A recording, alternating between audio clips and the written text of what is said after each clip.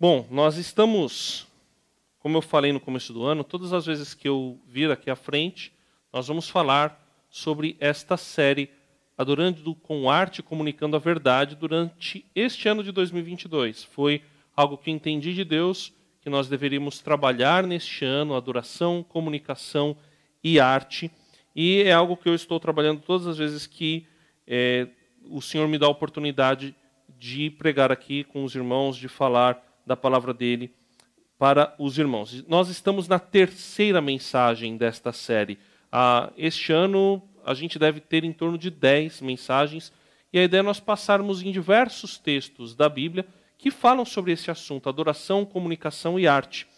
E a gente precisa entender o que a Bíblia tem a dizer a respeito desse assunto, mas já deixando claro que não é exaustivo. A Bíblia tem muito a falar sobre adoração, comunicação e arte. E nós vamos pegar alguns textos, talvez os textos principais, passar por outros, mas tem muita coisa para dizer sobre esse assunto, mas a ideia é a gente trabalhar isso com os irmãos para a gente entender bem como a Bíblia trata deste assunto. E na última mensagem nós falamos a respeito da conhecida história de Caim e Abel. O que a história de Caim e Abel tem a ver com adoração, comunicação e arte? Tem tudo a ver com isso. Em primeiro lugar, quando a gente fala sobre Caim e Abel, nós lembramos, nós vemos que a adoração revela a disposição do nosso coração. Se você não acompanhou essa mensagem, se você não acompanhou a mensagem de Gênesis 1, que também nós tratamos na primeira vez que eu pude pregar aqui, estão no YouTube. Então você procura lá no YouTube que você vai encontrar a respeito, no canal da nossa igreja, claro. Aproveita e inscreva-se no canal da nossa igreja, você que não é inscrito. Já fica aqui, o treinamento de youtuber está funcionando para a gente poder. Ative o sininho também, você que não ativou ainda. E siga-nos, para que você acompanhe aquilo que Deus tem falado aos nossos corações e acompanhe as mensagens anteriores. Mas para a gente relembrar, a adoração revela a disposição do nosso coração. Lembre-se que Caim levou a Deus uma oferta qualquer da sua produção. Ele era agricultor, aí ele pegou uma fruta, um vegetal, alguma coisa assim e levou para Deus. O que Abel levou? Abel levou das partes gordas da primeira cria do seu rebanho. Ou seja, Abel levou o melhor do melhor do melhor. E Caim levou qualquer coisa. Então, quando você é grato a Deus, quando você adora a Deus, você leva o seu melhor. Agora, quando você faz por obrigação, você leva qualquer coisa. Você quer fazer o melhor? Tem um coração grato. A coisa começa aqui dentro. A gente também aprende com Caim e Abel que o nosso corpo comunica o que está dentro de nós. Lembra que depois que Caim teve a sua oferta rejeitada pelo Senhor, o seu semblante decaiu-lhe, ou a versão que a gente tem aqui na igreja, a Nova Almeida Atualizada, diz que a cara dele ficou fechada. Então, ele ficou com um semblante caído. Por quê? Porque ele não conseguia disfarçar. Ele ficou frustrado. E a frustração gera ira. E aí, Deus percebeu aquilo, conversou com Caim, mas Caim não conseguiu esconder a frustração e acabou cometendo o primeiro homicídio registrado na Bíblia. Então, o nosso corpo e as nossas atitudes vão comunicar aquilo que está dentro de nós. Olha como a Bíblia fala para a gente claramente sobre comunicação. Se você está triste, isso vai aparecer no seu rosto. Isso vai aparecer, vai ser expresso por você. Um pequeno parênteses, uma pessoa conversando comigo disse para mim: a última vez que eu te encontrei, você não estava bem. É verdade, eu estava com dor, descobri que tinha 2 hérnias de disco. Então eu estava com uma dor no nervo ciático terrível. Estava conversando com a pessoa, Deus é bom, né? Que bênção, vou sair daqui. Então a gente não consegue esconder essas coisas, O corpo fala, o nosso corpo expressa. E quanto mais a gente tenta esconder, mais ele fala, e tem as doenças psicossomáticas aí para provar que isso é verdade. E a nossa produção artística, ela tem a ver justamente com o sentimento e com a intenção. Você vê que Abel ofereceu o melhor. Caim cometeu um crime porque ofereceu qualquer coisa, teve oferta rejeitada e ficou frustrado por causa disso. E aí o que acontece? Ele é julgado com Deus, mas julgado com misericórdia. O Senhor poupa Caim. mas dá para ele um castigo. Você vai andar errante sobre a terra, mas eu vou colocar um sinal, ninguém vai mexer com você. O que acontece, porém, com a geração de Caim, com os descendentes de Caim? Os descendentes de Caim vão entrando numa espiral de perversidade. Eles se tornam cada vez mais perversos. E isso é refletido na produção artística. Quando você chega em Gênesis, no capítulo 4, a história de Caim e Abel está em Gênesis capítulo 4, também no comecinho. Só que no final de Gênesis capítulo 4, versículos 23 e 24, existe um poema. O poema de Lameque, um descendente de Caim, disse Lameque às suas mulheres: Ada e Zilá, ouçam-me, mulheres de Lameque, escutem minhas palavras. Isso é poesia hebraica. Eu matei um homem porque me feriu, e um menino porque me machucou. Ó, poesia. Se Caim é vingado 7 vezes, Lameque o será 70 vezes 7. Olha como a Bíblia é legal, né? O que Jesus fala para Pedro? Quantas vezes Jesus fala para Pedro perdoar? 70 vezes 7. Né? Só que Lameque, ele é tão perverso que ele cria uma poesia terrível sobre a sua trajetória de maldade. Então, a arte de alguém perverso vai ser perversa também. Como? Um rapper perverso, né? Um rapper perverso fará um rap perverso. Um roqueiro perverso fará um rock perverso. Até mesmo alguém de música erudita vai fazer uma música erudita perversa. A arte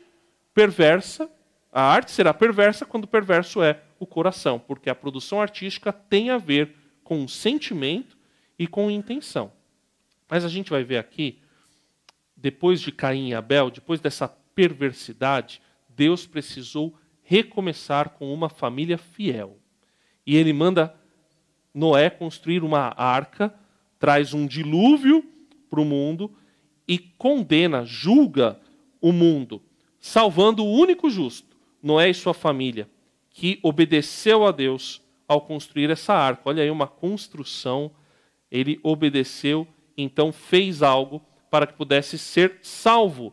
Após Noé, Deus escolhe um homem que foi provado em sua fé. Esse homem é Abraão. Abraão, então, é provado em sua fé diversas vezes. Abraão foi justificado pela fé. A Bíblia diz que Abraão teve fé e isso lhe foi atribuído como justiça.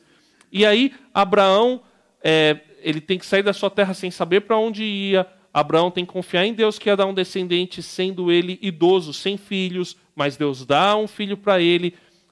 Abraão é provado, inclusive, no seu amor por esse filho. Por fim, Abraão vence como patriarca. Deus dá a promessa de abençoar todas as famílias da terra através da descendência dele. E nós vemos a história de todos os patriarcas. Isaac, filho de Abraão. Jacó, neto de Abraão. E, posteriormente, José, bisneto de Abraão. E José é usado por Deus. Usado por Deus para levar o povo de Israel, que enfrentava uma fome terrível, para o Egito, onde eles encontraram salvação. E José encontrou salvação. Tem muita história aqui, tem muita lição para a gente, mas não vai dar tempo da gente poder ver tudo. O nosso foco aqui é outro. E o nosso foco começa quando a gente percebe que o povo, apesar de ter sido salvo no Egito, tornou-se escravo naquela terra onde eles achavam que haviam encontrado esperança. Um faraó que não conhecia José escraviza o povo de Israel, e o povo de Israel, depois de 400 anos clamando a Deus, Deus levanta um homem para poder salvar o seu povo. Este homem é Moisés. E aí tem mais um recomeço. Deus é o Deus de recomeços, meus irmãos.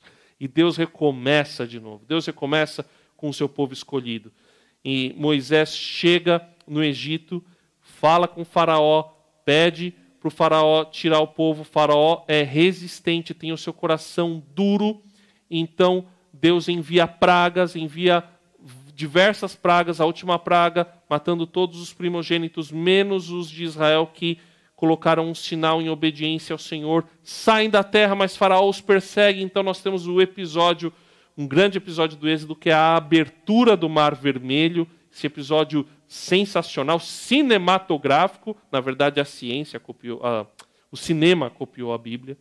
E aí Moisés passa pelo Mar Vermelho, o povo vai atravessando o deserto, já tem um momento ali que o povo começa a reclamar porque encontra águas amargas, mas Deus providencia água, providencia alimento, e então Deus providencia algo ainda diferente.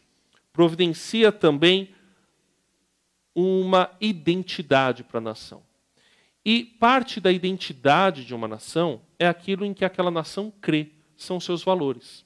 E hoje em dia nós temos um valor importante que é a laicidade do Estado, ou seja, o Estado não tem uma religião oficial, as pessoas são livres para escolherem a sua religião, mas ele tem valores. E esses valores acabam, inclusive, guiando muitas vezes as religiões. E nós temos que tomar cuidado para que os valores da sociedade não ataquem ou não entrem em conflito ou não subvertam a nossa adoração a Deus. Mas os valores de um povo são definidos por aquilo que eles creem, e nos povos antigos todo povo tinha uma religião oficial.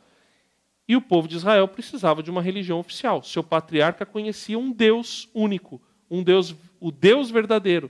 E então, Deus, revelando-se ao povo, precisou instalar uma religião nova, um jeito de adorar a Deus, e faz isso levando o povo para o Monte Sinai, onde ele mostra a sua santidade, o povo fica com medo, Moisés sobe no monte e fica lá 40 dias e 40 noites em jejum, recebendo a revelação de Deus. E nós vamos ver isso dos capítulos 25 a 31 de Êxodo. E é muito interessante que nós vamos falar justamente a respeito da última parte dessa revelação de Deus, a respeito do culto, dessa instituição de Deus sobre o culto. Vamos falar em Êxodo 31, de 1 a 11. Peço que você abra a sua Bíblia.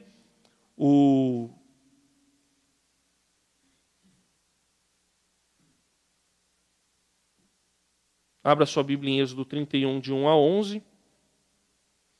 Deus estabelece o culto, e o culto ele acontece em um lugar. E Deus dá a instrução a respeito da construção desse lugar. A instrução está em Êxodo 25 a 31. No capítulo 25, quando Moisés está no Monte Sinai, Deus inicia falando sobre a necessidade do povo trazer ofertas para construir o lugar de adoração. Depois Deus fala sobre os principais elementos. Tem ali a Arca da Aliança, a mesa e seus utensílios, o candelabro de ouro.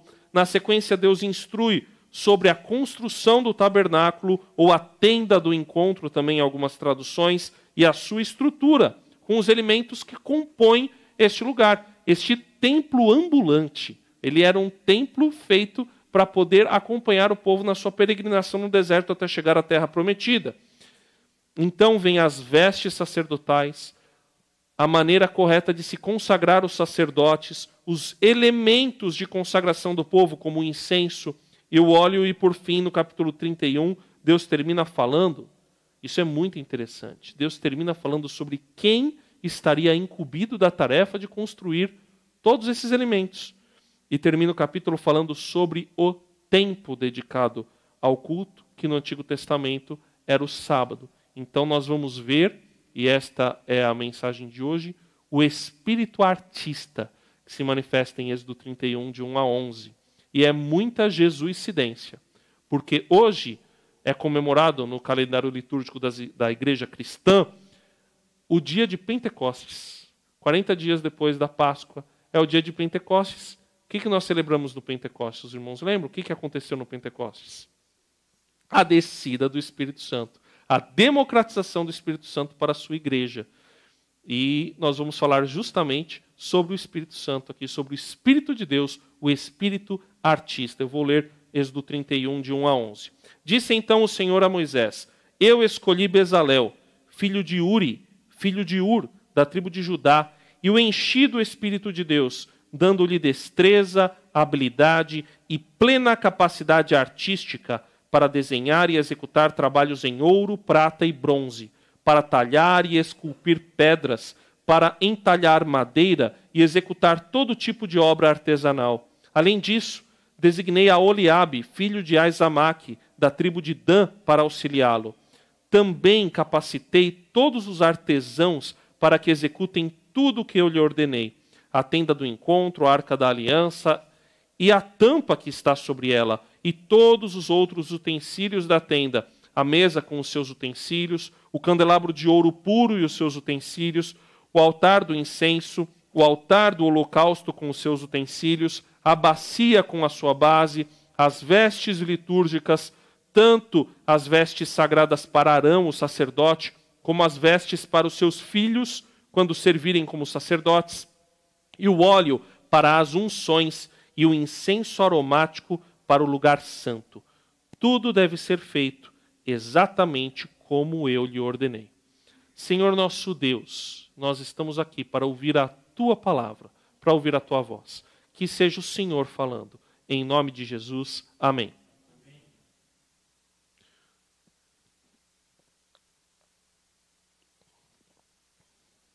Nós percebemos dois personagens aparecendo aqui: Bezalel e Aholiabe, nomes excelentes para filhos. Bezalel, que significa na sombra proteção de Deus. O significado dele é muito bonito, né? Na sombra proteção de Deus, Bezalel, ele que tem a ver com Deus, Elohim. Há uma teoria antiga que diz que Ur, que era o avô de Bezalel, era cunhado de Moisés. Isso quem fala é Flávio Joséfo. Bezalel provavelmente era um jovem, até por diversos sinais que aparecem aí no texto, e ele é acreditado na Bíblia como construtor da Arca da Aliança. E ele é o líder de todos os artesãos que vão trabalhar no tabernáculo, nos seus utensílios e nas vestes sacerdotais. Mas Bezalel não está sozinho nessa tarefa árdua. A gente viu uma listinha, e essa é só uma listinha, tá? Você quer uma lista completa, você lê os capítulos anteriores de Êxodo. Aí tem um detalhamento bom a respeito de tudo aquilo que vai acontecer, que vai ter no tabernáculo, na tenda do encontro. Mas aqui ele tem um trabalho árduo, então é colocado para ele um ajudante. O nome desse ajudante é Aholiabe, o pai, mas aqui o pai divino, o pai Deus, é a minha tenda, ou é o meu tabernáculo. Não haveria nome mais apropriado para uma pessoa que trabalhou no tabernáculo como o pai é o meu tabernáculo. Agora, esse nome dele indica uma coisa muito interessante, que Aholiabe, ele provavelmente era de família de construtores, artesãos e costureiros. Então, ele recebeu essa habilidade também de uma herança familiar. Ele vinha de uma família que já trabalhava com isso. Então, Deus coloca ele como o ajudante de Bezalel, o chefe de toda aquela equipe de construtores, de artesãos e de artistas. E aí está aí uma amostra da veste sacerdotal, a veste bonita, que tinha um colete com 12 pedras, cada pedra representando uma tribo de Israel. E é muito importante a gente perceber que o nome desses dois artistas é preservado na Bíblia. Porque Deus deu importância para quem trabalhou nesta obra grandiosa, nesta obra com a sua complexidade toda. Então, Deus deu importância para artistas, para construtores, para arquitetos, para costureiros, para pessoas que colocaram a mão na massa. Nomes na Bíblia mostra que ali há alguém que fez algo importante normalmente. Também há nomes que aparecem que fizeram coisas erradas e servem para a gente de exemplo do que não fazer. Mas quando um nome é registrado e há um feito bom ali, é uma honra para aquela pessoa, então significa que ali Deus está honrando aquela pessoa e também o seu ofício, aquilo que ela fez, é o que acontece com Bezalel e Aholiabe, artistas que aparecem no texto bíblico. E artistas que foram cheios do Espírito de Deus. O próprio Espírito de Deus preencheu todo o ser daqueles homens e deu a eles a capacidade para a execução dessa tarefa. É interessante que às vezes a gente acha que o Espírito Santo de Deus, ele capacita a gente para profetizar, ele capacita a gente para falar, ele capacita a gente para milagres. De repente, no Antigo Testamento, a gente vê também o Espírito Santo de Deus capacitando pessoas para a guerra, capacitando a liderança, capacitando pessoas para irem à frente, para aparecerem, mas o Espírito Santo de Deus também capacita pessoas que não vão aparecer. Capacita pessoas que vão trabalhar nos bastidores. Capacita pessoas que vão, a estrela não vai ser elas, mas a estrela vai ser aquilo que elas fizeram. Quem construiu os bancos nos quais vocês estão sentados? A gente nem sabe, né? Talvez o irmão Éden possa responder essa pergunta. Quem é que fez o estofado? Que veio depois do banco, inclusive, né? Quem é que pintou? Quem é que fez a textura aqui? Quem é que colocou essas pedras? Quem que fez essa cruz? Deus capacita pessoas que não vão aparecer.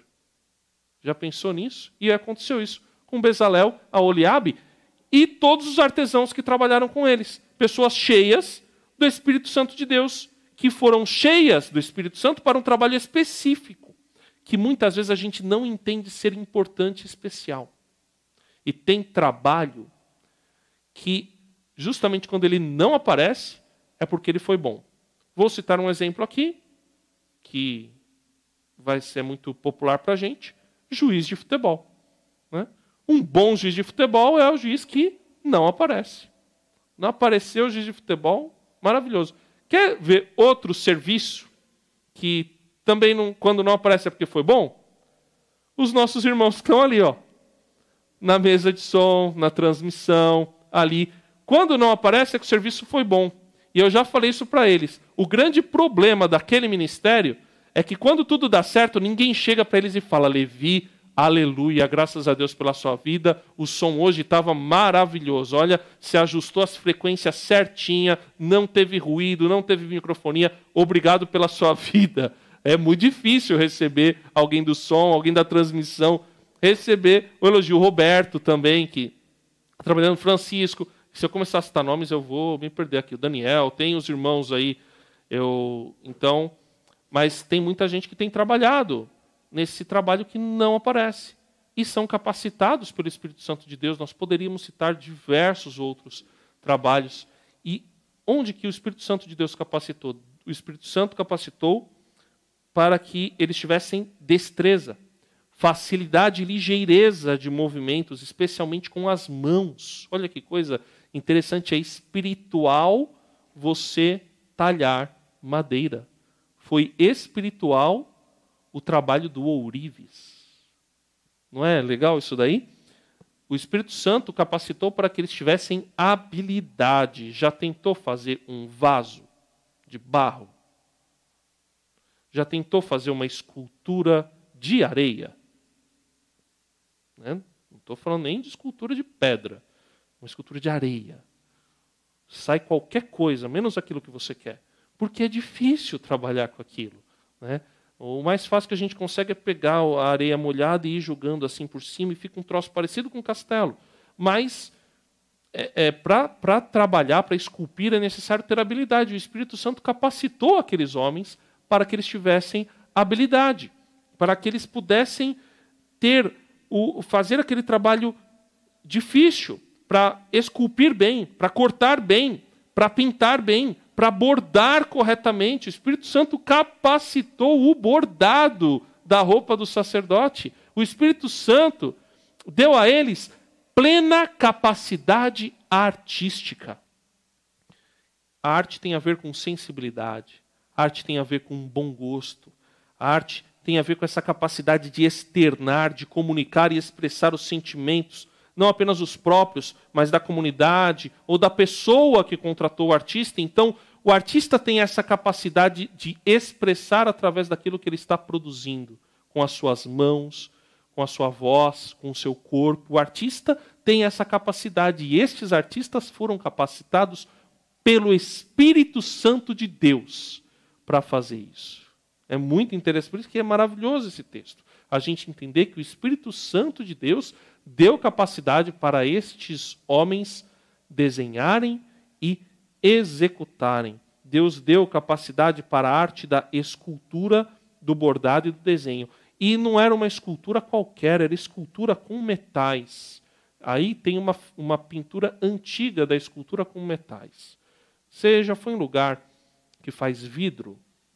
É muito legal. Você ir num lugar em que eles vão trabalhando com fogo, esquentando. Parece que eles estão mexendo num plástico ali.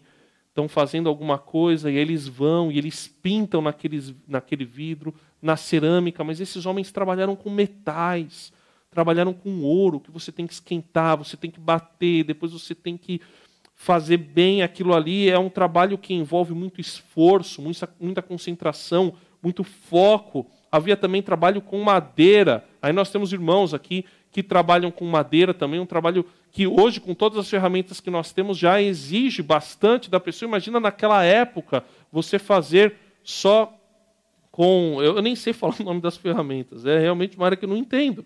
Mas é uma área que exige muitos detalhes. Havia também bordados. Nós temos aqui um grupo de costura na nossa igreja e a gente vê como tem detalhes em você fazer bordado. Eu lembro sempre, minha tia Olívia, que faz o ponto e cruz maravilhoso, faz parte da minha infância, minha memória afetiva. Minha avó, que fazia o crochê, ensinou minha esposa a fazer crochê também. A primeira vez que minha esposa tentou fazer algo, virou uma árvore de Natal, que a gente colocou lá na porta da nossa casa. Obviamente que porque deu errado, porque é difícil. Porque é difícil de fazer, irmãos. Mas agora ela está bordando direitinho.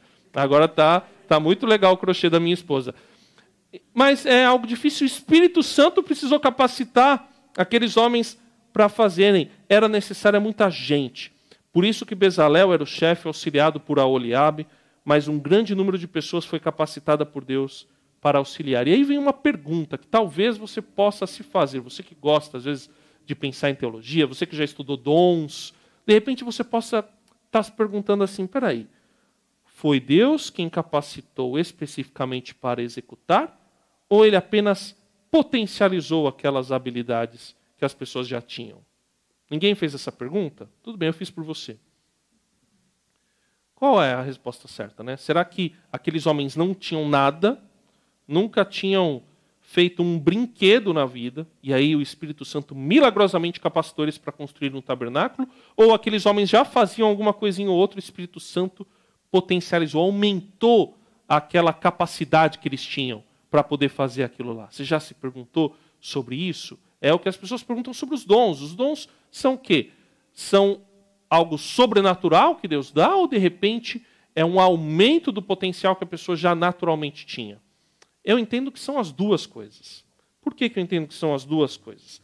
As habilidades naturais já são dadas por Deus, só que Deus potencializa essas habilidades para a sua obra. Então, uma coisa é você já ter capacidade de fazer escultura, faz uma escultura bonita. Outra coisa é você fazer uma escultura bonita, que cumpre o propósito de glorificar a Deus e a proclamar a sua palavra. Aí precisa da capacitação do Espírito Santo. Uma coisa é você cantar bem. Outra coisa é você cantar para glorificar a Deus e proclamar a sua verdade para as pessoas. Uma coisa é você escrever bem. Outra coisa é você escrever aquilo que Deus quer que seja escrito para a sua glória e para abençoar as pessoas com aquele texto. Então, eu entendo que Deus, muitas vezes, potencializa capacidades naturais que nós já temos. Pessoas que falam bem, Deus potencializa, Deus aumenta essa capacidade e direciona para o seu propósito, para glorificar o seu nome e para abençoar as pessoas. Agora, também acredito que Deus pode fazer milagres. Quem acredita num Deus de milagres aqui? Amém, amém, glória a Deus por isso. A Tânia acabou de cantar isso, então a gente tem que acreditar num Deus de milagres. Ele já fez o grande milagre, ressuscitou Jesus e nos salvou. Esse é o grande milagre. Mas ele também faz milagres, sinais. E esses milagres podem estar nessas capacitações sobrenaturais. Sabe, eu tenho algumas histórias interessantes de gente que não sabia fazer direito alguma coisa e de repente ela conseguiu fazer numa necessidade. E ela entendeu que foi uma capacitação especial de Deus para que ela executasse aquela tarefa. E eu creio que isso pode acontecer. Mas lembra do nome de Aholiabe? Que Deus, o Pai, é a minha tenda? que provavelmente indica que ele vinha de uma família. O que eu acredito que aconteceu foi que Bezalel era um líder importante ali da família de Moisés, isso é opinião minha. Bezalel, então, foi direcionado como líder dos artesãos, já tinha alguma capacidade, porque Arão demonstra uma capacidade também de fazer algo com ouro. Ele faz algo que eu não vou contar o que é, você vai ter que ler o capítulo 32 para saber o que aconteceu. Mas Arão faz algo, então mostra que a família de Moisés talvez já sabia fazer alguma coisa. Então Bezalel sabia trabalhar com ouro.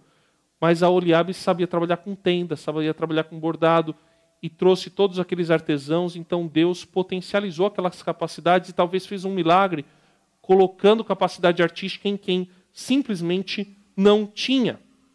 Da sequência, algo também muito importante acontece. O povo se envolve com ofertas. E é tanta oferta que o povo dá para a construção do tabernáculo que Moisés tem que chegar uma hora e falar: chega, para, não precisa mais de oferta, já tem demais, já tem mais que suficiente. Então, algo que eu vejo legal aqui, em todo esse episódio de Êxodo, na construção do tabernáculo, é que é algo coletivo. Toda a comunidade participa, seja com suas habilidades, seja com aquilo que doaram. Todo o povo fez parte daquela construção e daquela obra. E é assim que acontece também na nossa vida, na nossa igreja, na nossa comunidade. Tem aquela pessoa capacitada por Deus para fazer um trabalho artístico e existe aquela pessoa que sustenta aquele trabalho de alguma maneira. A igreja precisa ter equipamento de som para a música. A igreja precisa ter materiais para fazer as coisas. Então, tem que existir o recurso financeiro. Existem as pessoas que doam e existem as pessoas com habilidades para produzir a arte, para produzir aquilo que vai glorificar a Deus, aquele produto que vai glorificar a Deus e que vai também proclamar a sua palavra para outras pessoas. Por isso que é uma construção, e foi uma construção do tabernáculo, coletiva. Deus capacitando através do seu Espírito, os artistas executando aquela obra e todo o povo doando, empenhando as suas ofertas ali. Eu quero reler os versículos 7 a 11. Executar tudo o que eu ordenei: a tenda do encontro, a arca da aliança e a tampa que está sobre ela, e todos os outros utensílios da tenda, a mesa com os seus utensílios, o candelabro de ouro puro e os seus utensílios, o altar do incenso, o altar do holocausto com os seus utensílios, a bacia com a sua base, as vestes litúrgicas, tanto as vestes sagradas para Arão, o sacerdote, como as vestes para os seus filhos, quando servirem como sacerdotes, e o óleo para as unções e o incenso aromático para o lugar santo. Existe em Israel, no deserto do Negev, se eu não me engano, uma réplica do tabernáculo. Essa réplica do tabernáculo está lá para quando você fizer turismo em Israel, se Deus um dia te der essa oportunidade, que vale a pena, um turismo, não simplesmente um turismo, mas um estudo da Bíblia em 3D ou em 4D, para você conhecer as coisas, os lugares onde as coisas da Bíblia aconteceram. E lá tem uma réplica do tabernáculo. Aí está, aí até com um efeito especial, né, com esse fogaréu, que era o fogo que ficava aceso ali na tenda. Então você tem toda essa parte externa que formava o pátio, precisou fazer toda essa construção, o altar, onde queimava, a bacia está ali também, o tabernáculo. Dentro do tabernáculo, eu achei uma imagem boa que mostrava o candelabro, que é a mezuzá, onde ficam não, mezuzá não, menorá. Menorá, onde ficam as velas, 7 velas. E depois dentro, no santo, porque era o pátio, o santo dentro do tabernáculo e separado por um véu, o santo dos santos, o santíssimo, onde o sacerdócio, os sacrifícios aconteciam antes, até chegar no santo, mas no santo dos santos o sacerdote entrava uma vez por ano. No santo dos santos ficava a arca da aliança e Deus manifestava a sua presença ali. Deus falava com Moisés, Deus falou com os sumos sacerdotes também ali no Santo dos Santos. E no Santo dos Santos ficava o produto do trabalho de Bezalel, que era a Arca da Aliança. E o que é interessante quando a gente vê essa tenda do encontro, ou esse tabernáculo, que era o local onde o Deus Santo se relacionaria com o seu povo. E o lugar onde o povo pecador encontraria redenção no seu Senhor. Redenção através de prestar adoração, através de prestar culto. Para que esse lugar existisse, precisou existir artistas, artesãos, carpinteiros, marceneiros, ourives, costureiros, capacitados pelo Espírito Santo de Deus para realizar essa obra. No Rota 66, o professor Luiz Saião destaca que o interior do tabernáculo, com seus elementos e desenhos, de alguma maneira reproduzia o Jardim do Éden. A menorá lembrava mais ou menos a árvore da vida. Lá a Arca da Aliança também tinha ali, tudo ali lembrava de alguma maneira o Jardim do Éden, onde Deus se fazia presente com o homem. Então era uma maneira de religar, realmente o sentido da palavra religião, que é religar Deus com o povo que havia se afastado dele. E era nesse lugar.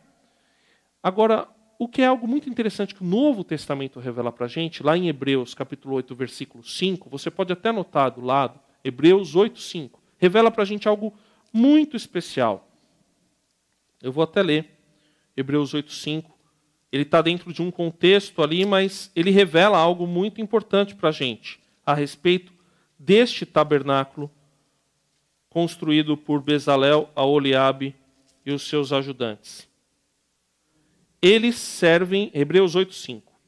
Eles servem num santuário, eles eram os sacerdotes humanos, servem num santuário que é cópia e sombra daquele que está nos céus, já que Moisés foi avisado quando estava para construir o tabernáculo: tenha o cuidado de fazer tudo segundo o modelo que lhe foi mostrado no monte.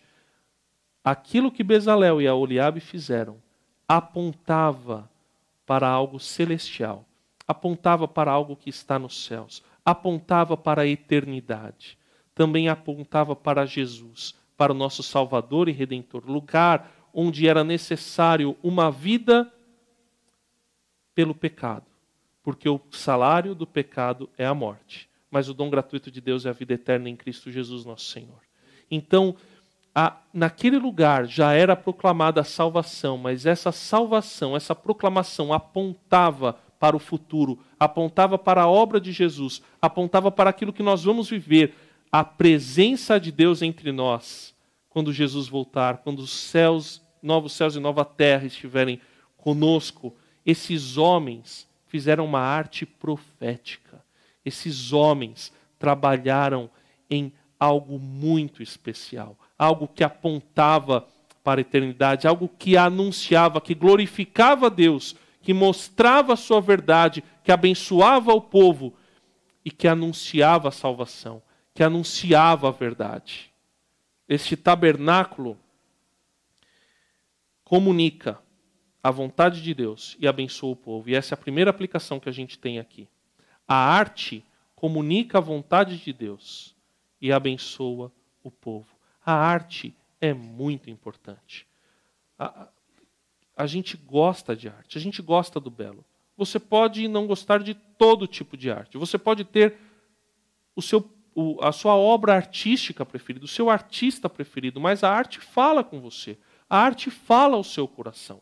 A gente gosta de música, a gente gosta de pintura, a gente gosta hoje de cinema, séries, né, o videogame, várias coisas que são arte hoje em dia, a gente gosta porque a arte fala com a gente.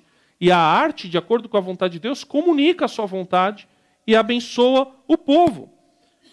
Para nós, e aí é um problema histórico muito sério, nossa tradição protestante principalmente, quis se afastar daquilo que era profano.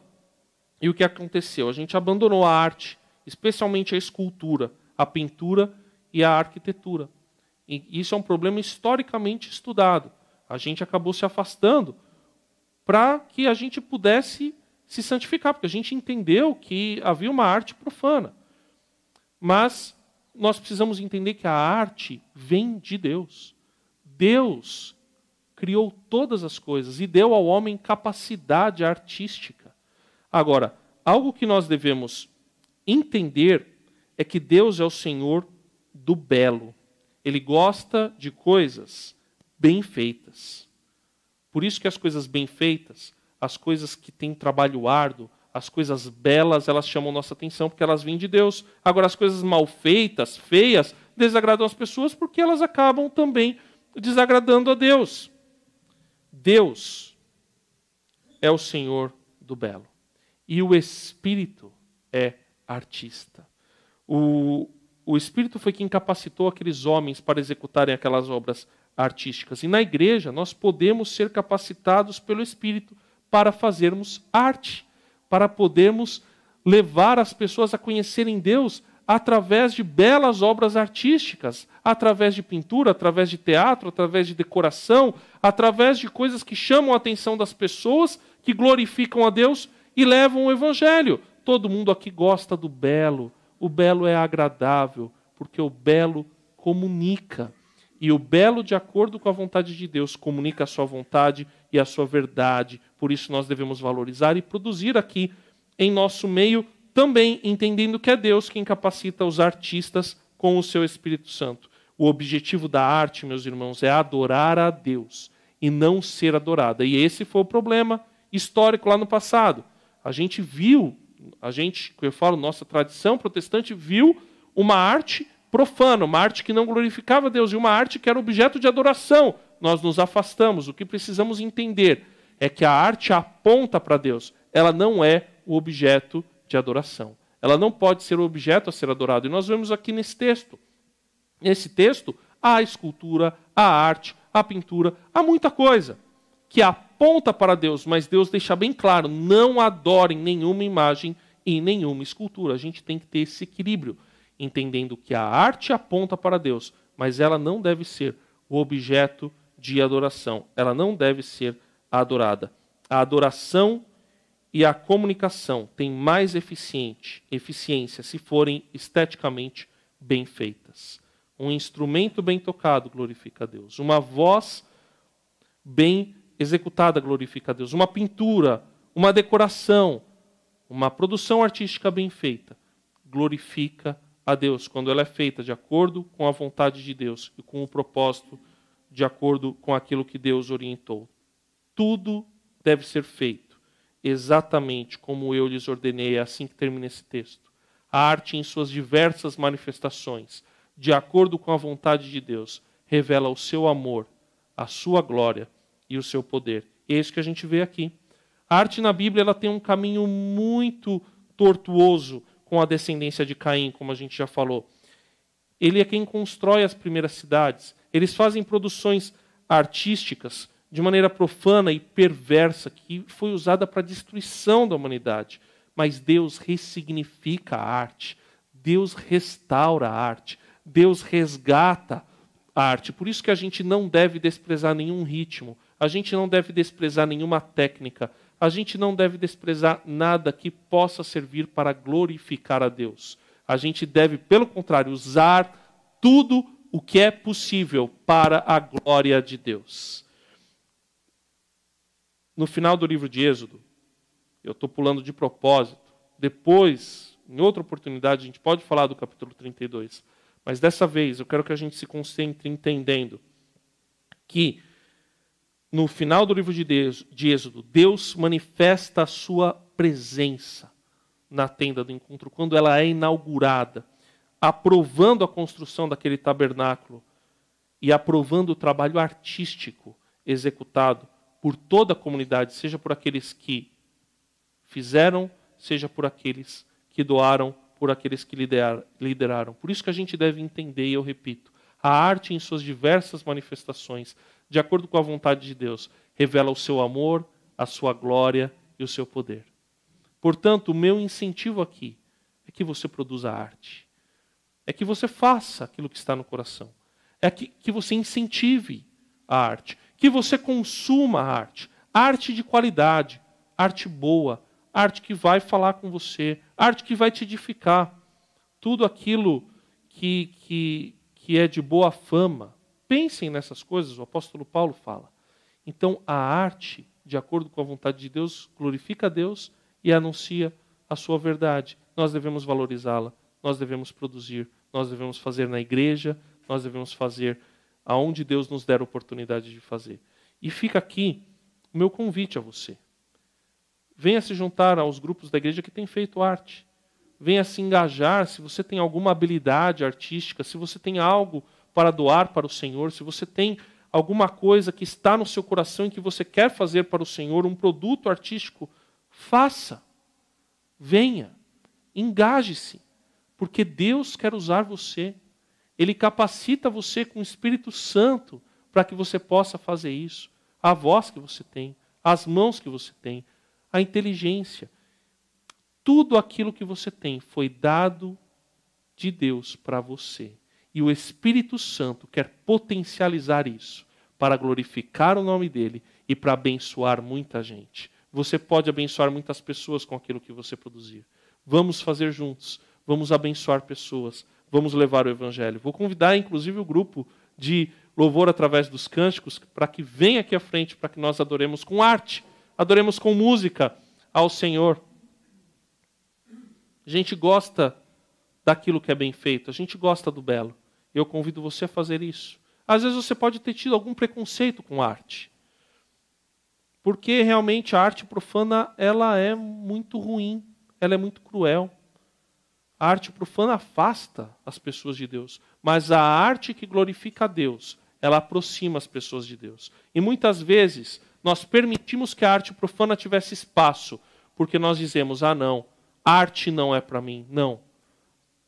A arte veio de Deus. Nós devemos nos apropriar da arte para abençoar as pessoas e para falar do Evangelho. Ocupar esses espaços para testemunhar do Senhor, inclusive para essas pessoas. Vamos fechar os olhos, vamos fazer uma oração ao nosso Deus. Senhor, obrigado, Pai, pela arte. Obrigado porque o Teu Espírito Santo capacita pessoas para executarem obras artísticas, Pai. Obrigado, Pai, por aqueles que construíram este local de reunião ao Senhor.